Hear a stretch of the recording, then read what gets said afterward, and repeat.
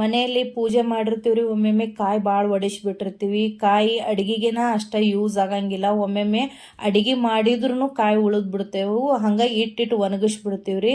ಆಮೇಲೆ ಕಪ್ಪಗಾಗಿ ಬಿಡ್ತಾವೆ, ಕೆಡಿಸ್ಬಿಡ್ತೀವಿ. ಅದ್ರ ಬದಲಿ ನಾವು ಮನೆಯಲ್ಲಿನ ಕೊಬ್ಬರಿ ಎಣ್ಣೆಯನ್ನು ತಯಾರು ಮಾಡ್ಬೋದು. ನಿಮಗೆ ಗೊತ್ತದನ್ರಿ, ಭಾಳ ಸಿಂಪಲ್ಲು. ಯಾಕಂದ್ರೆ ಕೆಲವೊಂದಕ್ಕೆ ನಾವು ಒಂದು ಸ್ವಲ್ಪ ಟೈಮ್ ಕೊಟ್ಟಾಗ ಮಾತ್ರ ಅದ್ರ ಪರಿಣಾಮ ಏನು ಅನ್ನೋದು ಗೊತ್ತಾಗೋದು. ಯಾಕಂದ್ರೆ ಈ ಚಳಿಗಾಲ ಚಾಲು ಆಗಾಕತ್ತೈತ್ರಿ, ಮನೇಲಿ ನಾವು ಎಣ್ಣೆನೂ ತಯಾರು ಮಾಡ್ದಂಗೆ ಆಯಿತು. ಆಮೇಲೆ ಈಗ ಚಳಿಗಾಲಕ್ಕೂ ನಮಗದು ಯೂಸ್ ಆಗ್ತದೆ. ಯಾಕಂದ್ರೆ ಬಾಡಿಗೆ ನಾವು ಇದನ್ನು ಎಣ್ಣೆ ಹಚ್ಚಿ ಮಸಾಜ್ ಮಾಡ್ಕೋಬೋದು. ಯಾವುದೇ ರೀತಿ ಕೆಮಿಕಲ್ ಹಾಕಿರೋದಿಲ್ಲ. ಮನೆಯಲ್ಲಿನ ಪ್ಯೂರ್ ಆಯಿಲನ್ನು ಯಾವ ರೀತಿ ತಯಾರು ಮಾಡೋದು ಅಂತ ನಾನು ಇವತ್ತು ನಿಮಗೆ ವಿಡಿಯೋನ ಶೇರ್ ಮಾಡ್ತೀನಿ. ಸೊ ಸ್ಕಿಪ್ ಮಾಡದೆ ಪೂರ್ತಿ ವಿಡಿಯೋವನ್ನು ನೋಡ್ರಿ. ಹಾಗಾದರೆ ವಿಡಿಯೋ ಸ್ಟಾರ್ಟ್ ಮಾಡೋಣ ಬರ್ರಿ. ಹಾಯ್ ಫ್ರೆಂಡ್ಸ್, ಎಲ್ಲರಿಗೂ ನಮಸ್ಕಾರ. ನಾನು ನಿಮ್ಮ ಪ್ರೀತಿಯ Gauri Kumaraswamy. So welcome back to my channel Gauri Shivamath kitchen blogs. ಇವತ್ತಿಂದು ನಾನು ಮನೆಯಲ್ಲಿ ಯಾವ ರೀತಿ ತೆಂಗಿನಕಾಯಿ ಯೂಸ್ ಮಾಡಿಕೊಂಡು ಎಣ್ಣೆಯನ್ನು ತಯಾರಿಸೋದು ತೋರಿಸ್ತೀನಿ. ನಾನು ಜಾತ್ರೆಗೆ ಹೋಗಿದ್ದೇನೆ ರೀ. ಜಾತ್ರೆಗೆ ಹೋದಾಗ ಕಾಯನ್ನು ಒಡಿಸಿದ್ದೆ. ಸೊ ಇಷ್ಟು ಕಾಯಿ ಆಗ್ಯಾವ ನೋಡ್ರಿ. ಇಷ್ಟು ಕಾಯಿ ಆಗ್ಯಾವು. ಇದನ್ನು ಒಂದದಿಂದ ಬಂದ ಮರದಿನ ಏನೂ ಮಾಡೋಕ್ಕಾಗಲಿಲ್ಲ. ಸೊ ಸ್ವಲ್ಪ ಕಲರ್ ಚೇಂಜ್ ಆಗಿದಾವ್ರಿ. ಆದರೂ ಇದರಲ್ಲಿಂದ ನಮಗೆ ಎಣ್ಣೆ ಮಾಡೋಕೆ ಬರುತ್ತಾ. ಸೊ ಮನೆಯಲ್ಲಿ ಯಾವ ರೀತಿ ಎಣ್ಣೆ ಮಾಡೋದು ಅಂತ ತೋರಿಸ್ತೀನಿ. ಹೊಸದಾಗಿ ಯಾರೆಲ್ಲ ನನ್ನ ಚಾನಲನ್ನು ನೋಡಾಕತ್ತಿಲ್ಲ, ದಯವಿಟ್ಟು ನನ್ನ ಚಾನಲನ್ನು ಸಬ್ಸ್ಕ್ರೈಬ್ ಮಾಡಿ ಪೂರ್ತಿ ವಿಡಿಯೋ ನೋಡ್ರಿ. ಅದೇ ರೀತಿ ಬೆಲ್ ಐಕಾನನ್ನು ಒತ್ತಿ. ಹಾಗೆ ಒತ್ತಿದಾಗ ಮಾತ್ರ ನಾನು ಹಾಕುವಂಥ ಹೊಸ ಹೊಸ ವಿಡಿಯೋಗಳ ನೋಟಿಫಿಕೇಶನ್ ಬರ್ತಾವು. ಅದೇ ರೀತಿ ನನ್ನ ಇನ್ಸ್ಟಾಗ್ರಾಮ್ ಪೇಜು, ಫೇಸ್ಬುಕ್ ಪೇಜನ್ನು ಫಾಲೋ ಮಾಡಿರಿ. ನಾನು ಆಲ್ರೆಡಿ ನನ್ನ ಚಾನಲ್ನಲ್ಲಿ ಈ ಟ್ರಿಕ್ಕನ್ನು ಹೇಳಿದ್ದೀನಿ ರೀ. ಅಂದ್ರೆ ತೆಂಗಿನಕಾಯಿನ ಪೂರ್ತಿ ಯಾವ ರೀತಿ ಒಳಗಿಂದ ಕೊಬ್ಬರಿನ ಹೊರಗೆ ತೆಗೀದು ಅಂತ ನಾನು ಒಂದು ಟ್ರಿಕ್ಕನ್ನು ಹೇಳ್ಕೊಟ್ಟಿದ್ದೆ. ಸೊ ಯಾರೆಲ್ಲ ನೋಡಿಲ್ಲಲ್ರಿ, ಇದನ್ನು ನೋಡ್ರಿ. ನಿಮ್ಗೆ ಆ ಟ್ರಿಕ್ ನಿಮ್ಗೆ ಯೂಸ್ಫುಲ್ ಆಗ್ಬೋದು. ಯಾಕಂದ್ರೆ ಹಸಿ ತೆಂಗಿನಕಾಯಿನ ಒಡೆದಾಗ ಒಮ್ಮೊಮ್ಮೆ ಪೂರ್ತಿ ಕೊಬ್ಬರಿ ಹೊರಗೆ ಬರಂಗಿಲ್ಲ. ಸೊ ಅವಾಗ ನಾವು ಚಮಚೆ ತೊಗೊಂಡು ತೆಗಿಯಕ್ಕೆ ಹೋಗ್ತೀವ್ರಿ, ಬಟ್ ಕೈಗೆಲ್ಲ ಪೆಟ್ಟಾಗ್ಬಿಡ್ತೈತಿ. ಬಟ್ ನಾವು ಈ ಟ್ರಿಕ್ಕನ್ನು ಯೂಸ್ ಮಾಡೋದ್ಲಿತ್ರ ಒಂದೇ ಹೇಟಿಗೆ ಅಂದ್ರೆ ಒಳಗಿರುವಂತಹ ಹಸಿ ಕೊಬ್ಬರಿಯನ್ನ ಒಂದೇ ಸಲಕ್ಕೆ ಹೊರಗೆ ತೆಗೆದು ಬಿಡ್ಬೋದು. ಯಾವ ಟ್ರಿಕ್ ಅಂತ ಹೇಳ್ತೀನಿ. ಸೊ ವಿಡಿಯೋ ನೋಡೋದನ್ನ ಮರಿಬೇಡ್ರಿ. ಹಾಗಾದ್ರೆ ಸ್ಟಾರ್ಟ್ ಮಾಡೋಣ ಬರ್ರಿ. ಮೊದಲಿಗೆ ಗ್ಯಾಸನ್ನು ಸ್ಟಾರ್ಟ್ ಮಾಡ್ಕೊಂಡ್ಬಿಡೋಣ್ರಿ. ಸೊ ಗ್ಯಾಸನ್ನು ಸ್ಟಾರ್ಟ್ ಮಾಡ್ಕೊಂಡು ಇದೇನು ಕಾಯಿ ಇರುತ್ತಲ್ರಿ, ಸ್ವಲ್ಪ ಸುತ್ತಲಿರುವಂತಹ ಜುಬ್ರಾನ ಈ ಥರ ತೆಗೆದು ಈ ಥರ ಸುತ್ಕೊಂಡ್ಬಿಡ್ಬೇಕ್ರಿ. ಅದನ್ನು ಸ್ವಲ್ಪ ಗ್ಯಾಸನ್ನು ಸಣ್ಣ ಉರಿ ಒಳಗನ ಇಟ್ಕೊಂಡು ಈ ಥರ ಸುತ್ತಲೂ ಸುಡಬೇಕು. ಒಂದು 2 ನಿಮಿಷ ಇದು ಈ ಥರ ನೀವು ಸುತ್ತಲೂ ಸುಟ್ಟಾಗ ಏನಾಗ್ತದಂತ ಒಳಗಿರುವಂತಹ ಕೊಬ್ಬರಿ ಸ್ವಲ್ಪ ಜಲ್ದಿ ಬಿಚ್ಕೊಂಡ್ಬಿಡ್ತೈತ್ರಿ ಅದು. ಸೊ ನೋಡ್ರಿ, ಇದೇ ಥರ ಸುತ್ತಲೂ ಈ ಥರ ಸುಡಬೇಕು.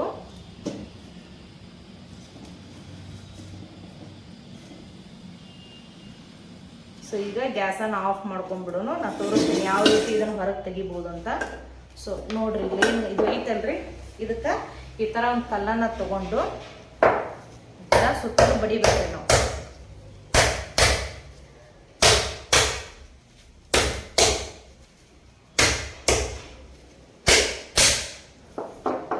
ನೋಡ್ರಿ, ಈಗ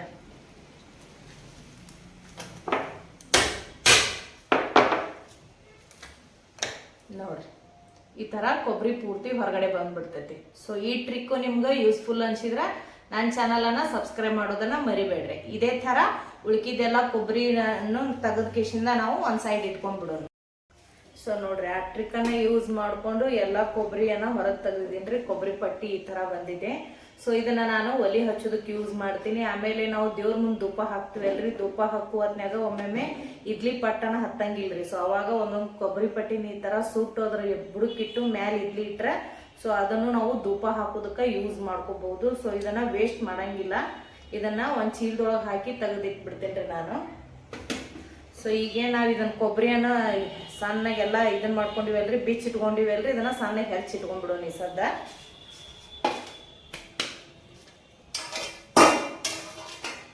ಸೊ ಇದೇನು ಕೊಬ್ಬರಿ ಅದಾವಲ್ರಿ, ಸಣ್ಣದಾಗಿ ಈ ಥರ ಹೆಚ್ಚಿಟ್ಕೊಂಡ್ಬಿಡೋಣ. ನಮ್ಮ ಮನೆ ದೇವ್ರ ಜಾತ್ರೆ ಶಿರಟ್ಟಿ ಅಂತ ಹೇಳಿ ಗದಗ ಬರ್ತೈತ್ರಿ. ಸೊ ತೇರಿತ್ರಿ, ತೇರಿಗೆ ಹೋಗಿದ್ದಾಗ ಇಷ್ಟಕ್ಕೊಂದು ಕಾಯಿ ಹೊಡಿಸಿವಿ ನಾವು. ಅಲ್ಲೇ ಚೌಡಮ್ಮ ಆಮೇಲೆ ಲಕ್ಷ್ಮೀ ದೇವಿ ಅದಾರ್ರಿ, ಅವ್ರಿಗೂ ಹೊಡಿಸಿದ್ವಿ, ಗದಿಗಿಗೆ ಹೊಡಿಸಿವಿ. ಸೊ ಹಿಂಗಾಗಿ ಕಾಯಿ ಭಾಳ ಅದು. ಸೊ ಒಂದಿನ ಲೇಟಾಗಿ ಬಂದಿದ್ದಕ್ಕೆ ಸ್ವಲ್ಪ ಕಲರ್ ಚೇಂಜ್ ಆಗ್ಯಾವ್ರಿ, ಬಟ್ ಕೆಟ್ಟಿಲ್ಲ. ಸೊ ಇದನ್ನು ಯೂಸ್ ಮಾಡ್ಕೊಂಡ್ರೆ ನಾವು ಎಣ್ಣೆ ಮಾಡ್ಬೋದು. ಯಾಕಂದ್ರೆ ಎಲ್ಲ ಕೊಬ್ಬರಿನೂ ಅಡುಗೆ ಮಾಡೋದಕ್ಕೆ ಯೂಸ್ ಆಗಂಗಿಲ್ಲ. ಯಾಕಂದ್ರೆ ನಾವಿರೋರು 4 ಜನ. ಸೊ ವೇಸ್ಟ್ ಆಗಬಾರ್ದು ಅನ್ನೋ ಕಾರಣಕ್ಕೆ ನಾನು ಇಲ್ಲೇ ಕೊಬ್ಬರಿ ಎಣ್ಣೆಯನ್ನು ಮನ್ಯಾಗ ಮಾಡಾಕತ್ತೀನಿ ರೀ. ಸೊ ಇದೇ ಥರ ಎಲ್ಲ ಕೊಬ್ಬರಿನೂ ಸಣ್ಣಗೆ ಹೆಚ್ಚಿಟ್ಕೊಂಡು ಒಮ್ಮೆ ಸ್ವಚ್ಛಾಗ ತೊಳೆದ್ಬಿಡೋನು. ಸೊ ನಿಮಗೆ ನನ್ನ ವಿಡಿಯೋಗಳು ಇಷ್ಟ ಆಗಕತ್ತಿದ್ರೆ ದಯವಿಟ್ಟು ನನ್ನ ಚಾನಲನ್ನು ಸಬ್ಸ್ಕ್ರೈಬ್ ಮಾಡೋದನ್ನು ಮರಿಬೇಡ್ರಿ.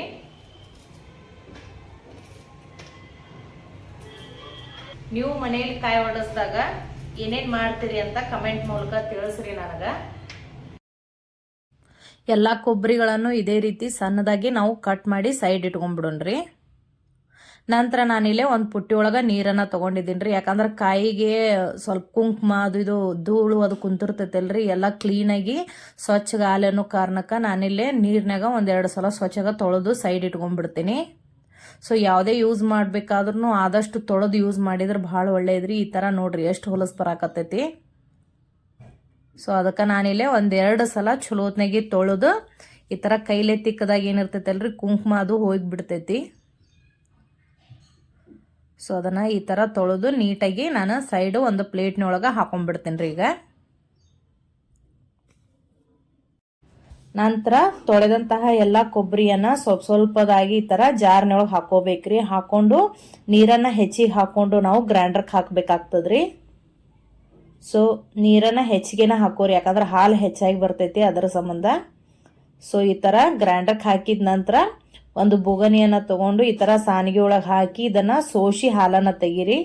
ಸೊ ಒಂದೊಂದು ಸಲ ಹಾಕೋ ಬದಲು ಎರಡೆರಡು ಸಲ ನೀವು ಗ್ರೈಂಡರ್ಗೆ ಹಾಕಿ ಹಾಲನ್ನು ತೆಗೆದ್ರೆ ಭಾಳ ಚಲೋ ರೀ. ಯಾಕಂದ್ರೆ ಹಾಲು ಹೆಚ್ಚಾಗಿ ಹೊಂಡತ್ರಿ ಅದರ ಸಂಬಂಧ.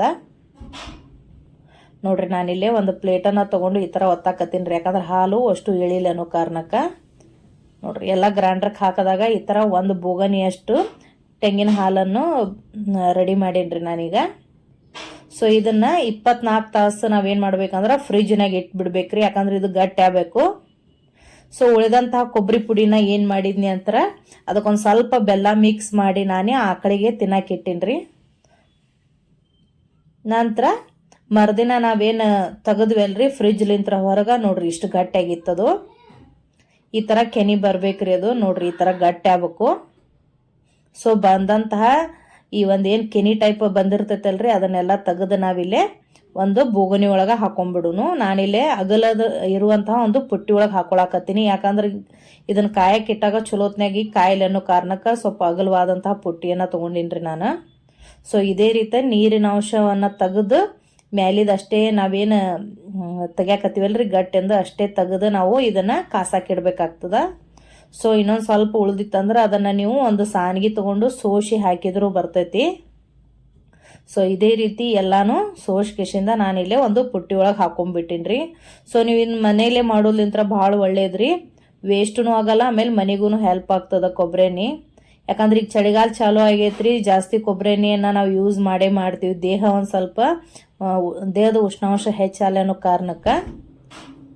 ನೋಡ್ರಿ ಇಲ್ಲೇ ನಾನು ಗ್ಯಾಸನ್ನು ಆನ್ ಮಾಡಿ ಅದನ್ನು ಕಾಯಕ್ಕೆ ಇಟ್ಬಿಟ್ಟಿನಿ ರೀ ಇಲ್ಲೇ. ಸೊ ಇದನ್ನು ಚಲೋತ್ನಾಗಿ ನಾವು ಕುದಿಸ್ಬೇಕಾಗ್ತದ್ರಿ. ಒಂದು 20 ರಿಂದ 25 ನಿಮಿಷ ಚಲೋತ್ನಾಗಿ ಇದು ಕುದಿಬೇಕು. ಸೊ ಗ್ಯಾಸನ್ನು ನಾನಿಲ್ಲೇ ಜೋರನ್ನ ಇಟ್ಟೀನಿ ರೀ, ಯಾಕಂದ್ರೆ ಇದು ಒಂಚೂರು ಮೊದಲು ಕರಗ್ಲಿ ಅನ್ನೋ ಕಾರಣಕ್ಕೆ. ಸೊ ಒಂದು ಸ್ಪೂನನ್ನು ತೊಗೊಂಡು ಇದೇ ರೀತಿ ಸುತ್ತಲೂ ಕೈ ಆಡಿಸ್ಕೋತಾ ಇರಬೇಕಾಗ್ತದ. ಸೊ ನಿಧಾನವಾಗಿ ಅದು ಕುದಿಯಕ್ಕೆ ಸ್ಟಾರ್ಟ್ ಮಾಡ್ತೈತಲ್ರಿ, ಅವಾಗ ಸ್ವಲ್ಪ ಗ್ಯಾಸನ್ನು ನಾನು ಸಣ್ಣ ಇಟ್ಬಿಡ್ತೀನಿ. ಯಾಕಂದ್ರೆ ಸಣ್ಣ ಉರಿ ಒಳಗನ ಅದು ಚಲೋತ್ನಾಗ ಕುದಿಬೇಕು. ಯಾಕಂದ್ರೆ ಪುಟ್ಟಿ ಒಳಗೆ ಹಾಕಿಟ್ಟಿವಲ್ರಿ, ಅದು ಕುದಿಬೇಕಾದ್ರೆ ಸಿಡಿತೈತಿ ಎಲ್ಲ ಕಡೆ. ಅದಕ್ಕೆ ಕಾರಣ ನಾನಿಲ್ಲೇ ಸಣ್ಣಗ ಉರಿ ಇಟ್ಟೀನಿ ರೀ. ಸೊ ನೋಡ್ರಿ ಈಗ ಕುದ್ದು ಇವಾಗ ಎಣ್ಣೆ ಬಿಡಾಕತ್ತೈತಿ ನೋಡ್ರಿ ಸೆಂಟ್ರ. ಸೊ ಈ ಥರ ನಾನು ಮನೆಯಲ್ಲಿ ಕೊಬ್ಬರಿ ಭಾಳ ಇದ್ದಾಗ ಒಂದು ಸ್ವೀಟ್ ಮಾಡ್ತೀವ್ರಿ, ಇಲ್ಲ ತೆಂಗಿನ ಹಾಲನ್ನು ಯೂಸ್ ಮಾಡ್ಕೊಂಡು ಅಡುಗೆ ಮಾಡ್ತೀವಿ. ಸೊ ಆದರೂ ಕೊಬ್ಬರಿ ಉಳಿದ್ರೆ ಮಾತ್ರ ವೇಸ್ಟ್ ಮಾಡಬೇಡ್ರಿ. ಈ ಥರ ನೀವು ಮನೆಯಲ್ಲಿನ ಕೊಬ್ಬರಿ ಎಣ್ಣೆಯನ್ನು ತಯಾರು ಮಾಡ್ಬೋದು.